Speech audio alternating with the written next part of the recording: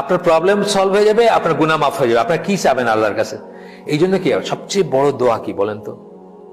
সবচেয়ে বড় দোয়া কি? ইসলাম মুসলিম কারা পড়ছেন? লেখা আছে কিন্তু সবচেয়ে বড় দোয়া হচ্ছে আলহামদুলিল্লাহ।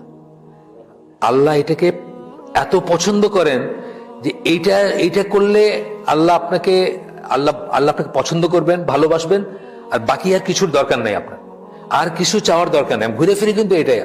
আপনি এই যে হজের মাঠে বসে কি পড়ে, লাহুল মুলকু ওয়া লাহুল হামদু ওয়া হুয়া আলা কুল্লি শাইইন কাদির, আল্লাহর প্রশংসা, তাই না? আলহামদুলিল্লাহ মানে কি? প্রশংসা, তাই না?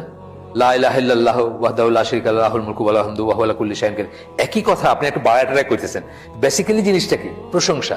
এই দুইটা, এই প্রশংসাটা কিসের ভিতরে আছে? আলহামদুলিল্লাহ, সকল প্রশংসা আল্লাহর। এই কথার ভিতর আছে না? এই কথার ভিতর আছে। এই জন্য হিজরুল মুসলিম দেখেন, হিজরুল মুসলিম একটা জায়গায় লেখা আছে যে সবচেয়ে বড় দোয়া হচ্ছে এটা, আলহামদুলিল্লাহ। এইটা পড়লে মানে সিমিলারলি এটা আর কি, এটা করলে আপনার সমস্ত প্রবলেম উইল বি সলভ এবং আপনার সমস্ত গুনাহ মাফ করে দিবে। অত্যন্ত বড় একটা কথা বলছেন। এটা নিয়ে ইবনে তাইমিয়াকে জিজ্ঞেস করা হয়েছিল।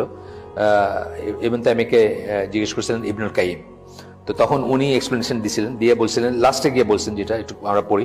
So he told him that would solve his problem and forgive his sins, because whoever says salah upon the prophet, then Allah sends salah upon him 10 times. একবার সালাত কি করলে আল্লাহ 10 টাইমস তারি করেন। হ্যাঁ, আল্লাহর সালাম আমরা কি দিয়েছে? প্রেজ।